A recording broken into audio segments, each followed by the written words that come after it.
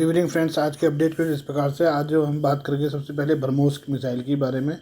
2 दशकों तक ब्रह्मोस मिसाइल ने दुनिया की एकमात्र operational supersonic anti ship missile के रूप में सर्वोच्च स्थान हासिल किया। इसने बड़े पैमाने पर सबसोनिक विकल्पों से भरे बाजार में इस प्रभुत्व ने ब्रह्मोस को एक महत्वपूर्ण बढ़त दी। हालांकि स्थिति अब थोड़ी बदलती दिख रही है। कई देश सुपरसोनिक एंटी शिप मिसाइल के निर्माण की दौड़ में शामिल हो गए। इसमें ब्रह्मोस मिसाइल की मार्केट को तगड़ा झटका लगने की आशंका जताई जा रही है।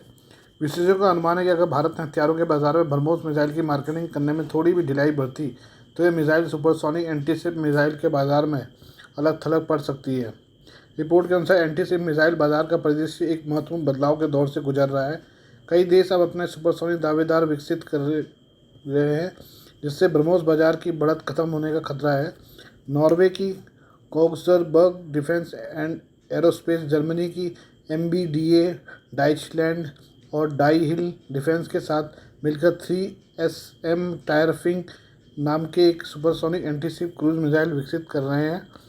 दक्षिण कोरिया भी air to ship guided missile 2 विकसित करने की योजना बना रहा है, जिसकी गति मैक 2.5 होगी। इस मिसाइल की रेंज 300 किलोमीटर रहने वाली है। संभावना है कि मिसाइल 2025 में अपनी पहली उड़ान भर सकती है। दक्षिण कोरिया का पड़ोसी जापान भी ASM-3A नाम की एक सुपरसोनिक एंटीशिप मिसाइल पर काम कर रहा है। इसकी अनुमानित गति मैक 3 और रेंज 400 किलोमीटर रहने वाली है। इसे भी 2025 के आसपास डेवलप करने की योजना बनाई गई है। फ्रांस के पास पहले से ही परमाणु सुपरसोनिक क्रूज मिसाइल है और ब्रिटेन के साथ एक परियोजना पर सहयोग कर रहा है, जिसमें सबसोनिक और सुपरसोनिक एंटीशिप मिसाइलों का निर्माण शामिल है। इस परियोजना के 2030 तक चालू होने की उम्मीद है। सुपरसोनिक एंटीशिप मिसाइल विकास में इस उछाल के साथ ब्रह्मोस पर निर्यात बाजार में अपनी प्रतिस्पर्धात्मक बढ़त बनाए रखने का दबाव है। भारत ने ईरान के चाबहार बंदरगाह के प्रबंधन के लिए हाल ही में 10 साल का समझौता किया है। ये भारत की क्षेत्रीय कनेक्टिविटी महत्वाकांक्षाओं में से एक महत्वपूर्ण मील का पत्थर साबित हुआ है। ईरान के मकरान के दक्षिण पूर्वी तट पर स्थित चाबहार बंदरगाह भारत के लिए रणनीतिक रूप से महत्व रखता है। ये ईरान, मध्य एशिया और रूस के साथ व्यापार के लिए एक महत्वपूर्ण माध्यम के रूप में कार्य करता है। इसके अलावा बंदरगाह अंतर्राष्ट्रीय उत्तर दक्षिण परिवहन गलियारे INSTC के संचालन में महत्वपूर्ण भूमिका निभाता है। लेकिन चाबहार बंदरगाह को लेकर भारत ईरान की डील से अमेरिका बौखला गया है। अमेरिका ने लंबे समय से ईरान पर प्रतिबंध लगाए हुए हैं। चाबहार डील होने के कुछ घंटे बाद ही अमेरिका ने प्रतिबंधों की चेतावनी जारी कर दी। फिर भी अमेरिका के दबाव के आगे भारत का झुकना एक बड़ा जोखिम है। चाबहार बंदरगाह परियोजना सिर्फ एक आर्थिक अवसर का प्रतिनिधित्व नहीं करता, बल्कि ये व्यापारिक मार्गों में विविधता लाने के लिए जरूरी है, क्योंकि पाकिस्तान जैसा देश पड़ोसी होकर भी भारत का रास्ता बंद किए हुए है। भारत इस रास्ते से पाकिस्तान को बाईपास करते हुए मध्य एशिया और रूस तक जुड़ जाएगा। अमेरिका ने प्रतिबंधों की धमकी दी है, लेकिन संभव है कि वो भारत पर किसी भी तरह की सख्ती न दिखाए। ईरान के साथ घनिष्ठ सहयोग के जरिए INSTC भारत की ऊर्जा सुरक्षा को मजबूत करता है। इसके अलावा क्षेत्र में चीनी प्रभुत्व के खिलाफ एक सुरक्षा कवच के रूप में भी कार्य करता है। चाबहार में चीन का आना एक रणनीतिक चुनौती है, क्यों पहले से ही पाकिस्तान के ग्वादर में मौजूद है। अगर यहाँ चीन की उपस्थिति मजबूत होती है तो क्षेत्र में उसका प्रभाव बढ़ेगा, वहीं भारत के हिस्सों की कमज़ोर होगा। ईरान के साथ सहयोग को मजबूत करके भारत चीनी प्रभुत्व का मुकाबला कर सकता है। इससे ईरान को चीन पर पूरी तरह निर्भर होने से रोक सकता है, क्योंकि यूक्रेन युद्ध के बाद रूस चीन पर निर्भर हो चुका है। एक्सपर्ट्स का कहना है कि अमेरिका को चाबहार बंदरगाह INSTC को लेकर भारत का समर्थन करना चाहिए, क्योंकि ये मध्य एशिया और ईरान में चीनी आधिपत्य का मुकाबला करने के लिए ज़रूरी है। इसके अलावा चाबहार के निवेश को अमेरिकी विरोधी देखने की जगह US को इससे भारत के राष्ट्रीय हित से प्रेरित मानना चाहिए। अगर यह चीन की को पूरी तरह चुनौती न भी दे सके तो भी चीनी आधिपत्य को धीरे धीरे कम करेगा। क्षेत्र में भारत के रणनीतिक पुनर्संरचना में लॉन्ग टर्म में अमेरिकी हितों को भी फायदा होगा। आइए हम बात करते हैं ताइवान और चीन के बारे में।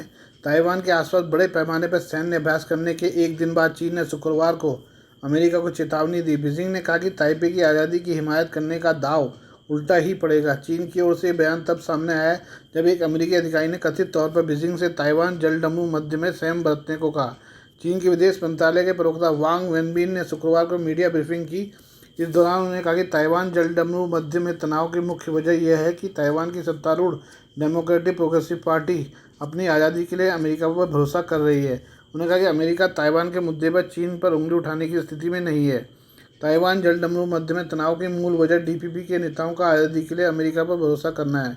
उन्होंने कहा अगर अमेरिका हकीकत में ताइवान जलडमरू मध्य में शांति स्थिरता बनाए रखना चाहता है तो उसे साफ तौर पर एक चीन सिद्धांत वन चाइना का पालन करना चाहिए और ताइवान की आज़ादी का विरोध करना चाहिए।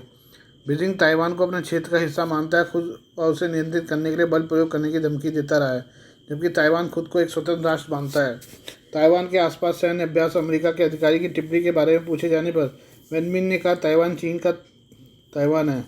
इस तरह की टिप्पणी करना अमेरिका का काम नहीं है। इससे पहले बीजिंग ने ताइपे को हथियारों की बिक्री को लेकर 3 अमेरिकी रक्षा कंपनियों पर प्रतिबंध लगाए थे।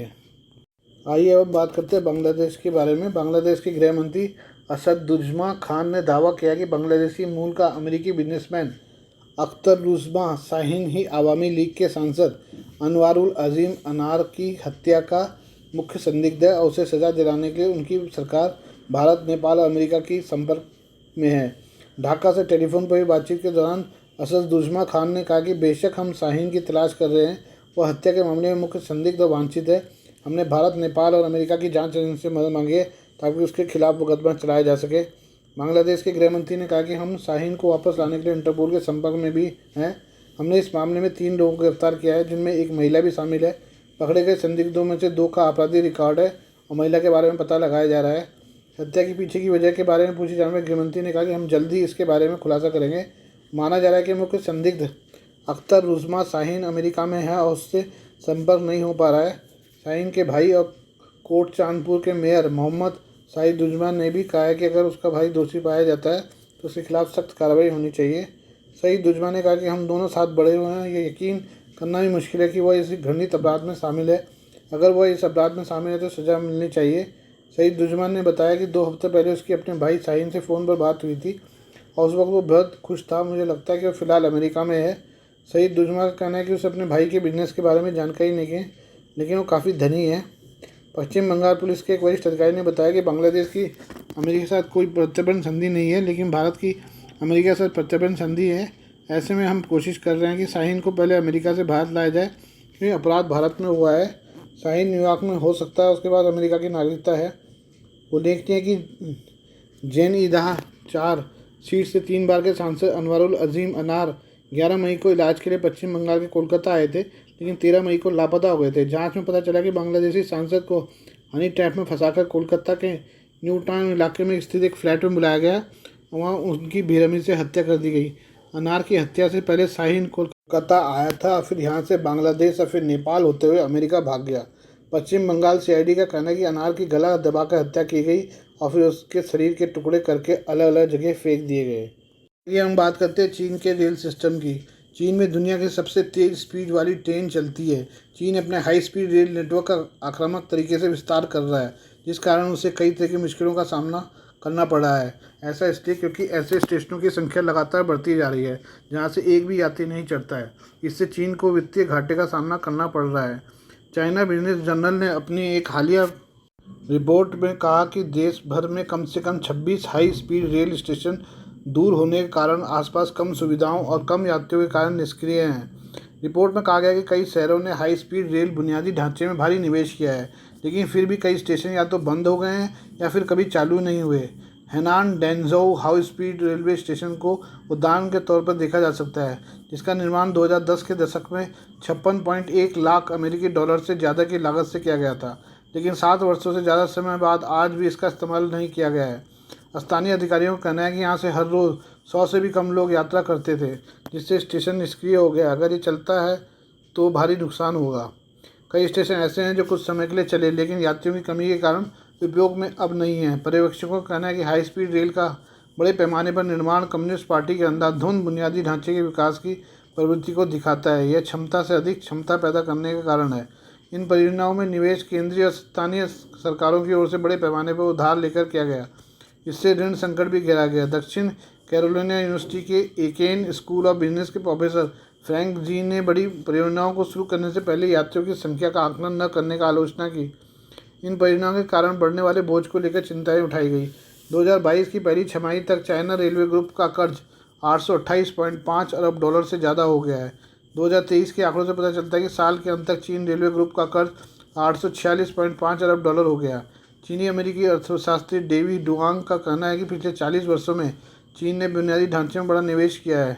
शुरुआत में निर्यात को समर्थन देने के लिए था, लेकिन अब यह डिमांड से भी ज़्यादा हो गया है। उन्होंने आगे कहा कि कई हाई स्पीड रेलवे का निर्माण एक दशक पहले हुआ था। अब इन्हें पर्याप्त रखरखाव की आवश्यकता है, जो कर्ज को बढ़ाएगा। आज के लिए बस इतना ही। बाकी मिलते हैं कल आपसे नई खबरों के साथ। धन्यवाद।